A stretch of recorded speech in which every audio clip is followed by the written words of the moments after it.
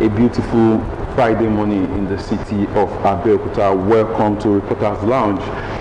This week edition promises to be very interesting, and we'll be looking at some interesting headlines issues that occurred over the week. And the big one, which is the big one for me, is a what we call presidential council scandal. It's been on for some days now, and it's been generating a lot of news and a lot of discussion. We will definitely look into this one. The proposed plan to scrap GSS and SS separation, to now bring everything together. We will also look at this and also look at the new NYSC reform, and also the fact that the federal government is now saying that they will now be using a local fabric. It has also generated some controversy, the issue of Adire and all. Yes, we will look into this. And microfinance, CBN microfinance crackdown, we will also look into this, and also some topics, also some headlines that also generate some reactions during the week. We will look into this in the course of our discussion. This morning, I have two gentlemen of the press, as usual, in the studio. From my immediate right, I have Dara Adebimpe. You are welcome to the program. Good to see you this morning. Yeah, it's my pleasure to be here. Viewers, thank you for tuning on to watch this program again. And for my left, I have Matthew Shone. Matthew, it's good to have you on the show. Thank you. It's a pleasure to be here again. All right, let's hit the first headline here. Presidential Council scandal, which also talks about the issue of an agency, a fake agency, which is called the Presidential Foreign Intervention Promotion Council. And this agency, they said it fraudulently has 34 bank accounts for over a year to have been operating. And the Director General, Prince Adeni Adeyemi, is saying that he was appointed by the presidency, and that Mr. President is aware, and the Chief of Staff to the President, Bajabi Amila, is also aware of his appointment, and he laid some allegations, but he refused to speak further on the matter when he was interviewed by the pressmen, and he said since the matter is in court, he will resist to speak further on the matter. And this morning we will be looking at this as our first topic this morning, and looking at this, the issue of impersonation. Though the spokesman to the president, Bayo Onanuga, has also said that the president is not aware of this, and whatever, that agency does not exist. But it looks like a big national issue, because the world is looking at us, and according to report allegedly that this agency has a budget in the allocation in the 2026, and this man is believed to also be working with some people in the federal secretariat, and according to some of what we've been able to gather and what is in the news. But let me start with now looking at this matter. This seems to be a national, when you look at it, a national disgrace for. When you look at it from the angle, from what people are really saying, the fact that there's been a back and forth, and a lot of people are saying no, things should not go this way, because if there's going to be an appointment, it should be in the news, people will know about this, and it's like something happened, possibly someone did something, someone put someone there, and it has generated a lot of topic. But looking at it, what to start with, what is your reaction looking at all this brouhaha? Yeah, in another mess, in another charade, in another murky water that the federal government and everybody concerned should be interested in knowing what is happening. That the presidential spokesperson have denied the agency as foxy has not ended the issue at stake. Because for me, it's my opinion, for somebody to say he is a director general under an agency in the federal government, it means so much. Also, he said the agency is Presidential Foreign Intervention Promotion Council, which means it is part of the instrument of office, probably under the Secretary of State, federal government, you know, and because most of the presidential agencies are underneath the secretary to the federal government, and it speaks volume. And the man in question, so to say, who said he is the presidential, is the director general, can he be acclaiming or ascribing to himself as a director general of an agency that does not exist? Is it possible if he does not have any power of or act of operation? That's number one. The man in question, Prince Adeyemi Adeniyi, has accused very weighty allegations against the chief of staff of seeking to get 48% of the take-off grant of that organization. And he was saying it remains about 200 million, so I will give him 400 million out of the true proxies. You know, yes, the presidential spokesperson by Ononuga has rebuffed the allegation, calling it as a scam. However, we are in another another mess that cannot be swept under, because one thing for me is the fact that it is an issue of prosecution now, as it is in the court. The man said, well, since it is in court, let them. But for me, I don't know how we got to this level. The EFCC, the ICPC, the DSS, all of this, NFIU, all agents of government concerning fraud, financial fraud. What have they been doing? That's the question we should ask. But I believe, like I said, this is not another issue that should be swept under. The public will be interested, we will have interest in knowing what is the outcome of this allegation. More so, don't forget, we are in the era of political campaigns. We are almost going there. Electioneering is gearing up here and there. Don't forget. And these are things that the federal government should not allow to sweep under, but ensure that ministry investigation, and not just saying, yes, the spokesperson has spoken about it and that settles the matter. I don't think so, because the public and the opposition parties will not take it lightly. Even the human rights activists, they will not take it lightly. So at best, I think the federal government should come clear and allow everything to be laid bare on public space for better understanding, in order to clear whatever it is concerning the allegation involving the chief of staff. Well, it's a big one. It's a very big controversy, and definitely a lot is being. It's according to the man and the case is already in court, and definitely we know that more will be unveiled on this matter. But Matthew, at this moment, what do you expect from?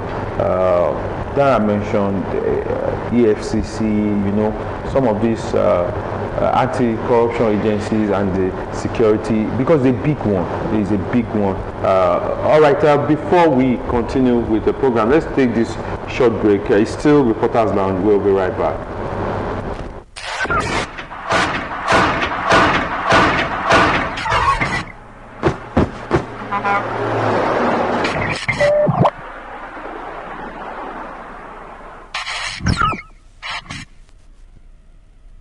Hello Nigerians, do you know that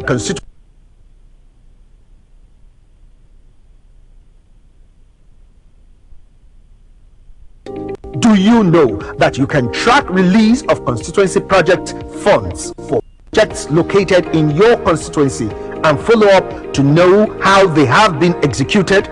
Constituency projects happen because government does not want to leave any community out in development efforts. You have a responsibility to know what constituency project has been planned for your community, how much has been allocated for it, and whether value for money has been delivered. Take ownership of constituency projects located in your community. Protect them because they belong to you. Government knows about your needs and is planning for you. Government needs your help to ensure quality delivery. Know that constituency projects are actually your projects. Protect your constituency project. My constituency, my project. For information on funds allocated to projects in your constituency, call 0800 2255 4272. This message is from the Independent Corrupt Practices and Other Related Offences Commission and the National Orientation Agency.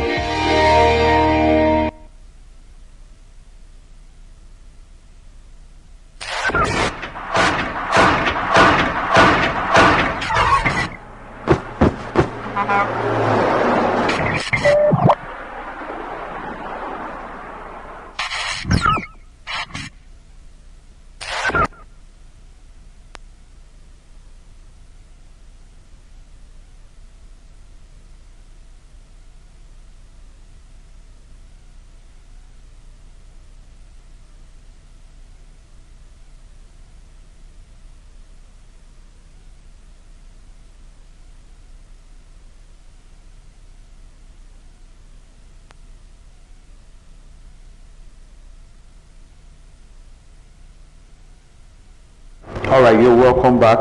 Still Reporters Lounge, and definitely we are still discussing the Presidential Council scandal. Matthew, I was about asking that question. At this particular period, because it's just like we said, it's a big one.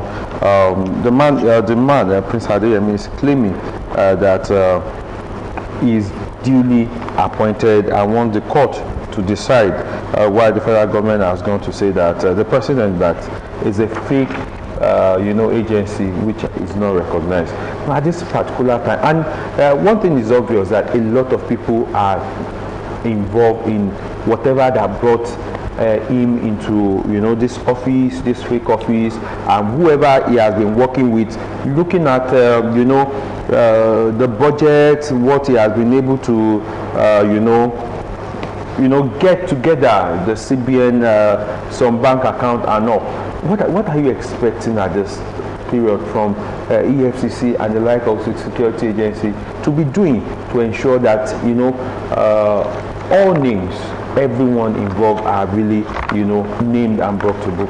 Well, given the large-scale nature and the widespread nature of some of these allegations that are flying around, and the number of important government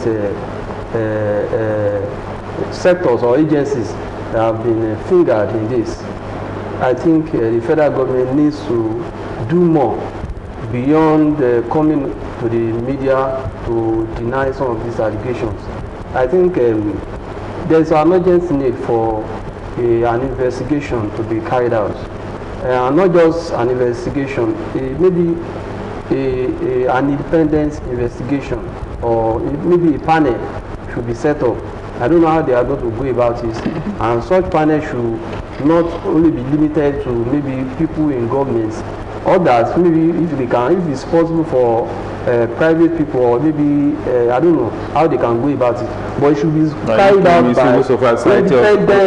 I don't know if it's going to be. I think EFCC, ICPC, NFI are agencies that should take this one. But when you have panels, Nigeria. But my fear in this is, all those agencies that you have mentioned are agencies of government. Yes. And if you know the number of agencies agencies of government that have been fingered in this scandal, you know that if the government is going to do a thorough job in terms of washing itself clean, because the government itself,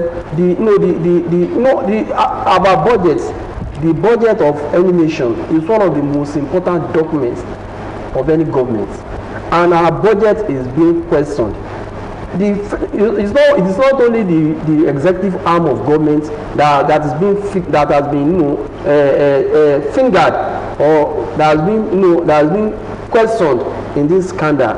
Even our legislative arm is involved, is neck deep in this. And the agency has been around for almost a year. The budget passed through both the Senate and the House of Representatives. How come it was not possible? They were not able to detect the alleged non-existent agencies of government. Why was it not? Why did they find it difficult to stop money, or to stop the allocation that was meant, or that has been allocated to this agency, to this, according to the federal government, non-existent agency of government? What I want to say, let me just say this. I can understand your fears concerning the system we have. If you don't have trust in these agencies, what I'm trying to say is the independent investigation that you said they should do is my fear. Who will appoint those who will constitute membership of this? But the federal government cannot. No, answer me. In his own case. Answer me. Who will appoint the independent investigators? That was why I said the federal government. You didn't answer me. No, I'm coming. I will answer your question. That was why I said it is the responsibility of, it's more or less like you have been alleged. The secretary to the state government, to the federal government, is the one responsible for overseeing agencies of government. The secretary to the federal government is in charge of everything that all the agencies of government. Let me put it that way. And this is an agency that is being said to be a non-existent agency. There are maybe 3 people are involved in this. The fellow who has said he was duly appointed as the DG of these agencies of government, is alleging that he was duly appointed to head an agency of government. Now the federal government, through the secretary to the federal government, because I read one of the statements that came out of that came from the office of the federal government, of the secretary to the federal government, has said this agency does not exist. That anybody that carries out or that engages with this agency is doing so at his own peril. Now, that is on one side. The chief of staff to the federal government has also said he was not involved in anything that has to do with, or he was not the one that appointed, or that whose office appointed, or that generated this letter of appointment that the fellow is being alleged to have been given to him. That's on one side. Also, the head of service of the federation is also being called to. He's also being questioned, because this agency of government that is said to be non-existent has more than 300 staff in the agency. Now, if the federal government is going to do he's not going to do the right thing, because you cannot be a judge in your own case. Now the federal government is being alleged, because these are the agencies of government. If you are talking about federal government and you mention these are the people that constitute the federal government. Now, if the federal government is to carry out a due diligence, then there should be a way. The federal government should find a way of constituting a panel that will involve not just people, agencies of government, because it's any attempt to bring in agencies of government to carry out this investigation may seem as if the federal government is trying to be a judge in his own case. Well, because of our time, I want to transparency in the system. I want to believe that. And that's why do we need to have duplication? We have agencies that are meant to deal with such issues. But let me ask you, I just hope at the end of the day we will get to the root of it. But with the fact that this matter is already in court, can't we get more revelation about this in court? Can we just base some of these findings about the revelations and many of the things we'll find out it is possible in court instead of setting up panels? Yes, it is possible and it is impossible. When I said it is possible, it depends on what is put before the court. The court cannot adjudicate on what it does not have any suits on. Again, it is impossible because it will not adjudicate on anything that is not presented to it as a court. And that's why I said, if we want to really get to the root, there are institutions that will hold this one. And how did they get some of those people that were alleged to have taken government money allegedly in a corrupt manner? Take for instance the former minister. Don't forget that these agencies of government are under the control of forget whatever agencies that have been alleged to have been involved or that is being called to question in this scandal. Well, let's give it a try. Everything that we are doing, we are just saying federal, because federal is involved, it will not be, there will not be partiality. No, I'm not saying there will be. No, this is a very weighty allegation. I know. And we are not. That's why we cannot even debate much on it. It's already a court matter. The eyes of the world is on us as a nation. Now there's a need for us to come clean and to be seen to have come clean on this matter, because this is one of the most important documents of the country that is being called, that is being brought under scrutiny. Well, Matthew, because of our time, let's go to the next one. But this tells more on the sector, the monitoring and evaluation, the department that we always have in our ministries, or because that is one thing, that is one place that one department that scrutinize or check many of the things being done. So we need to work on this department, monetary evaluation. Maybe it will have been discovered a long time ago with this. Well, we fold our hands and we wait as the event unfolds. Let's go to the next one. Federal government's plan to scrap GSS separation, and this is coming after the Minister for Education, Dr. Tunji Alausa, announced plans to phase out the disarticulation policy that separate junior secondary school GSS and senior secondary school SS class, and the goal is to move to a seamless 12-year basic education system. That means GSS plus SSS will run as one continuous 6-year block, 6-year secondary block, instead of the 3+3 with separate principals, facilities, and administrative. Let's talk about this. Looking at this, there's been complaints, and you know that where we are when we look at our education sector. But looking at this, can we say that we are, with the change of policy, we've had this? This is not the first time. Federal government is saying that the GSS SSS separation failed and caused 20 million plus dropout out of school students. Okay, we need to go on another short break. We'll be right back. It's still Reporters Land. Don't go anywhere.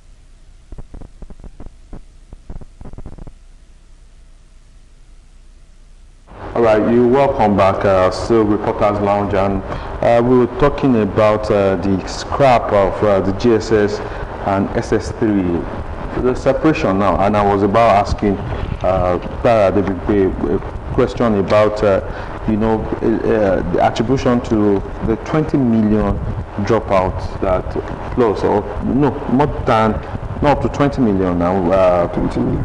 Yes, I think about 20 million dropouts in Nigeria. But, it's been attributed to this separation, GSS. But do you think that's the issue? Is it not basically issue of revamping or redefining the education sector? And do you think this is a way to go? Looking at, some of the many of the things that people are calling for, learning for, to redefine and restructure the Nigerian education sector. The 63345 system of education was actually initiated by the military regime of Obasanjo in 1977, but the implementation did not start until 1982 during the Shagari era, which means 43 years after we had started the program. We now discovered the lapses, and that is an evidence of some of the policy somersaults that we have in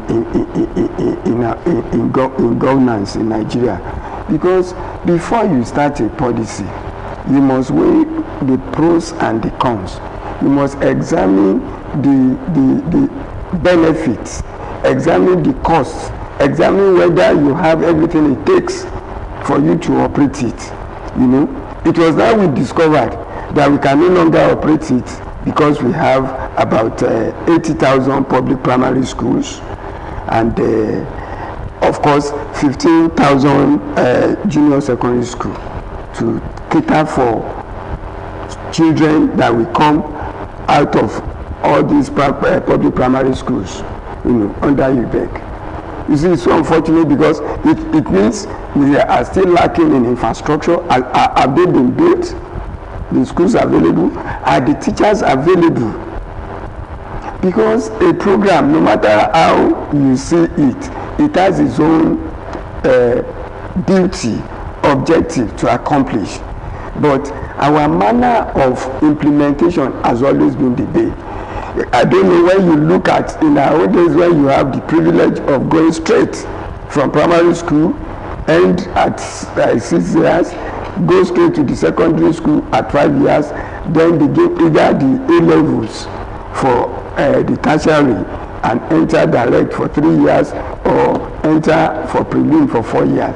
You begin to wonder why they change. What quality have we engender through this system?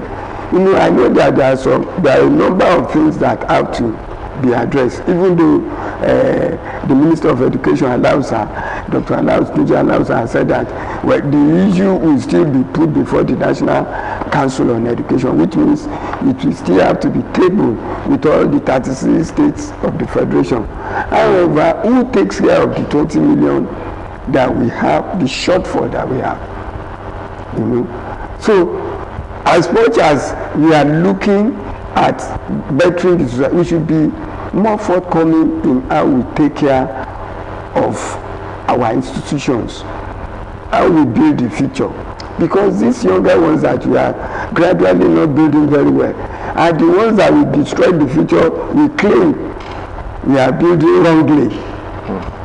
And that is why we have a lot of delinquents within us today. However, it is not only at the primary level that we have problems. If at the age of 10, in our generation today, somebody cannot read and write, of what use will it be that person benefiting from the UBEC free education of the federal government? Of what use today when you see even a university graduate? I've seen it before. I retired from public office. You give a release to a university graduate to go and write a release in the newsroom, and I know it still happens. Find it very difficult to write a sentence. Incomplete sentences is what we get to see, and that is the rumbling and fumbling that we have in our educational system. I think education likely needs an holistic examination, and that is the powerhouse of whatever development we want to have. It is not only at that level that the Minister of Education should begin to examine. We should look holistically at our educational system in the country. What is the main goal of education in this country? No wonder you see people now saying that education is a scam. Have you not given room for them to say so?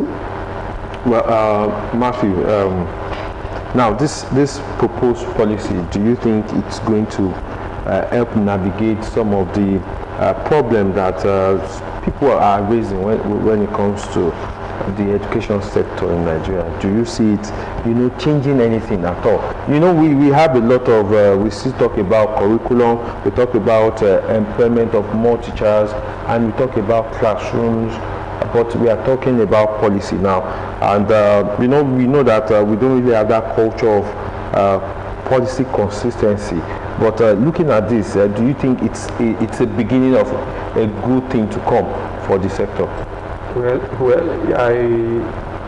I'm not optimistic about what this policy or this proposed policy will bring to us, because when you look at it critically, given what the minister has enunciated as the reason for this policy, you know that it's not just, it's maybe another attempt at trying to tinker with the policy we have on education, because the reason before we used to have 6334 as our educational listing, and at a point the federal government of President Olusegun Obasanjo in 1999 decided to set a kind of benchmark or baseline for every Nigerian child. That is, if you want to be,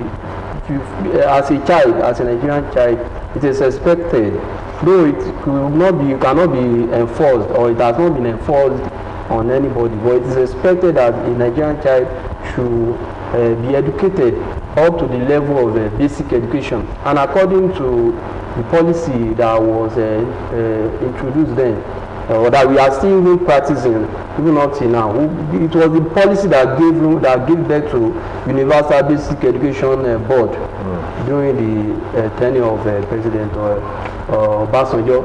It is expected that you start from primary school, then after finishing primary school, which is the first 6 years, you are expected to proceed to for your secondary education, which will start from GS1. Now, according to the policy, by the time you get to, or the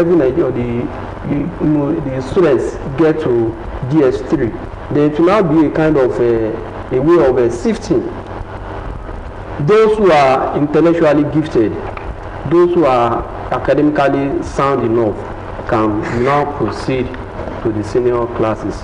That is, so there won't be any, just like those ones that are it will not be, as we have it today. That is what gave birth to Beke, as they call it. That is, you are expected basic education examination. You are expected to sit for the examination at the end of your GS3 class. Then after sitting for the examination, those who have done very well in the exam will proceed to the senior classes. Then those who have not done so well will be expected to proceed for vocational and technical. Are they really going? That is where who monitors that? That is where the problem is. That is according to the policy. That is what is outlined in the policy. That is, you are expected to have the baseline for every Nigerian child should be a basic education, which will terminate at GS3. Then you are not expected to either continue from SS1 or you branch off. Then you go for technical and vocational training. But what do we see today? Is the policy being properly implemented? Are we following it through? Now this new one is now coming to say, according to the minister, that the GS3 that is being used as a baseline for basic education is not sufficient enough for Nigerian child, for every Nigerian child. That is, we are not expected to. The baseline has now been increased to senior secondary school, which will now be 12. The basic education will now be 12 years. 6 years of primary school, then 3 plus 3 of secondary school, making it 12 years of basic education. Now the question will now be formed to ask is, what will now happen to vocational and technical training? Are you expected to proceed for vocational and technical training after you might have finished your 12 years of basic education? Or are you expected to maybe, is it going to be incorporated in the 12 years, or in maybe by the time you get to senior class, you will find a way of maybe taking you through?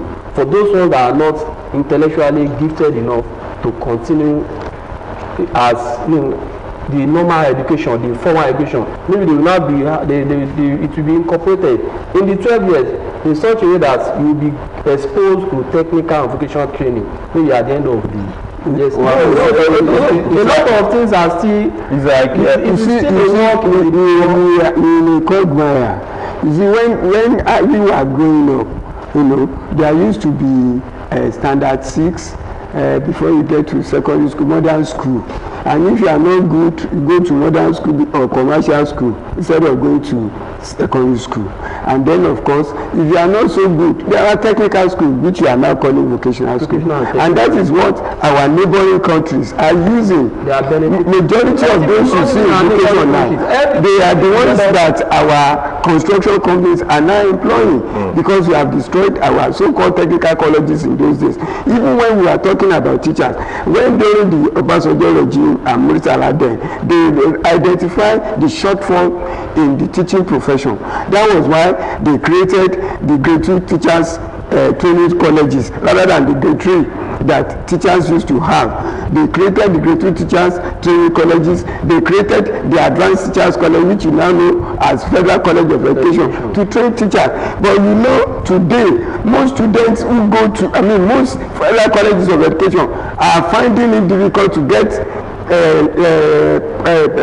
students enrollment, because it's no longer recognized. Because the problem we have is so much that we need to holistically look at what we want to accomplish with education, and it is our engine room for future development, whatever we want to do. Part of the reasons why, when you look at the ways, some of the challenges we have in other areas, even in the security aspect, is because of the failure of our education system to an extent.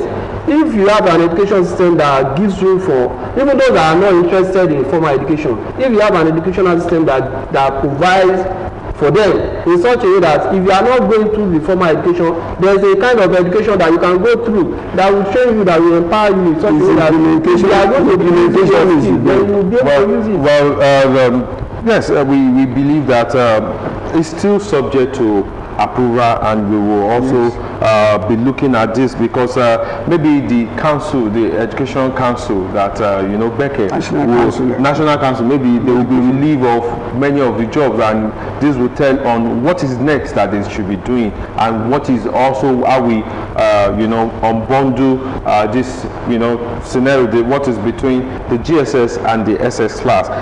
We will continue to look out for the next in that direction. Let's quickly go to the next one, NYSC reform uniform controversy, and definitely the minister has come to refuse reports that federal government has approved a direct to replace khaki as being clean, you know, in some quarters, and definitely I don't believe that should generate a lot of issue, because if they said there's going to be issue of using a local textile, I think it's supposed to be a win-win. But quickly, let me run down some of what this new reform will change. Skill-driven model, 6-week orientation with leadership, entrepreneurship, digital financial literacy, civilian leadership, which means we will now have a civilian being the head, not the Director General, who is a military.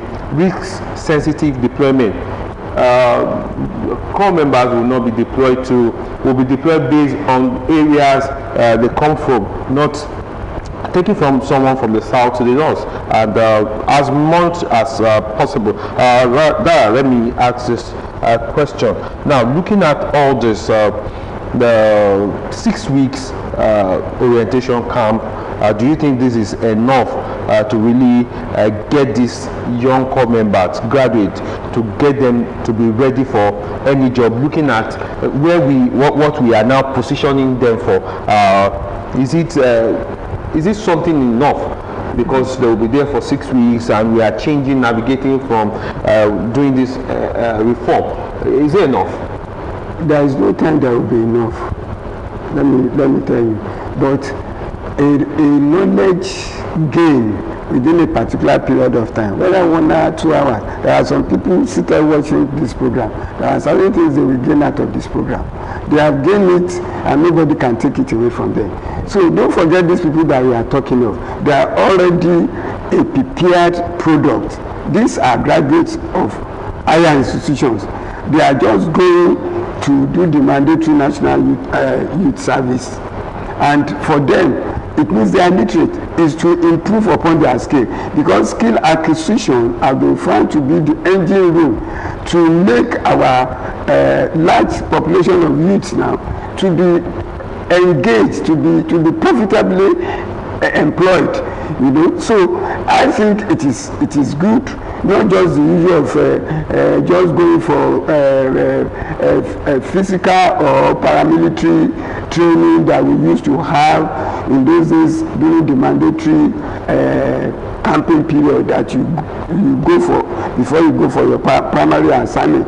And I do believe that with what you are seeing, it's a good omen, because in our own time there was no particular radio broadcasting medium for NYSC. Today NYSC has a medium of communication, and that is, they have a radio station, and it is an opportunity for those who either have flair in broadcasting to jump into the privilege offered by this medium, and you know, get to know what to do with it. And of course, let me tell you that again, the issue of insecurity has been a major problem in decapitating or in destroying the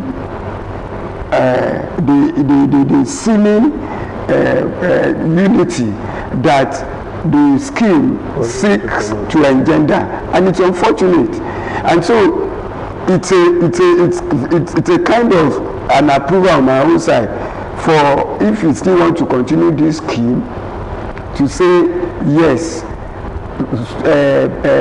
those who will take part will be deployed on the basis of the areas they are. But that is not to say that they are securing their areas too. That's a burden.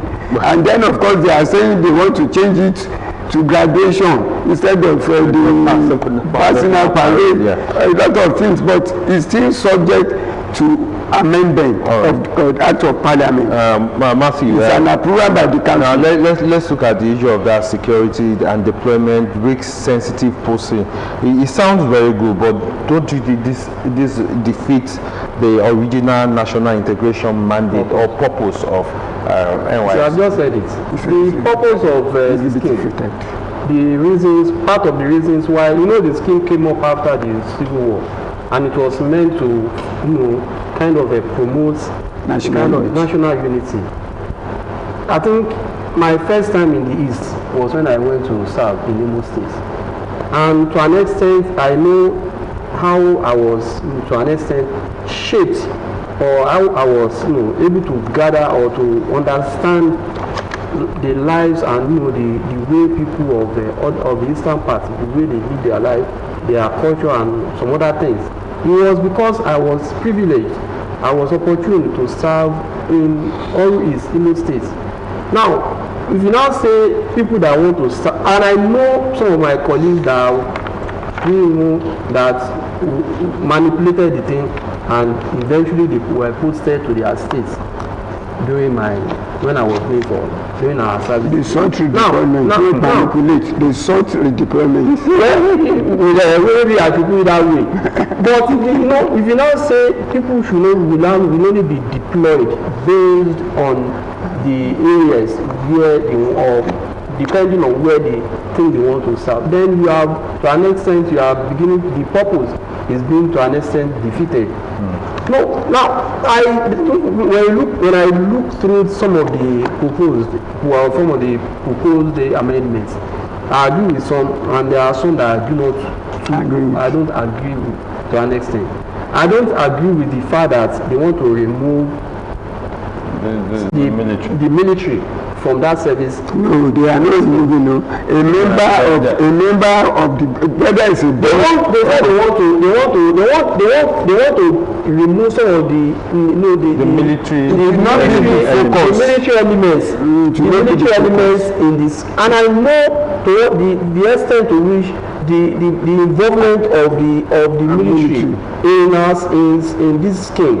I know to what extent to the extent to which it helps us during our service years, because the involvement of the military trained us on how to not to be tardy. It trained us on how to be time conscious. It trained us on how to understand the regimented kind of life of the military, or the military, let me put it that way. And it also helped us in a way shaping us to understand the value of our nation, or the value of nationality, of the value of patriotism, let me put it that way. But if they want to I believe I don't want to reduce the extent to which the military focus. It's just I pass through it too. You are the person that. But I hope at the end of the day, even some of these proposals that are being put forward, I hope and I pray that we'll be able to follow them through. And at the end of, because if you look at from even when I finished my service, I also had the opinion or the impression that there's a need for something to be done. There's a need for a reform. There are many of these are still proposals, and possibly there will still be removal and addition into it to make it more better, stronger, and more effective. That's the show this morning. I want to thank Dara Adebinkwe and Matthew Shomi for being here once again today, and we believe you've enjoyed every part of this program. That's the much we can take this morning, and if you do enjoy, join us again next week, same time, Friday, as we'll be treating another different topic. Enjoy the rest of your day, enjoy your weekend. Bye for now. We'll see you next week.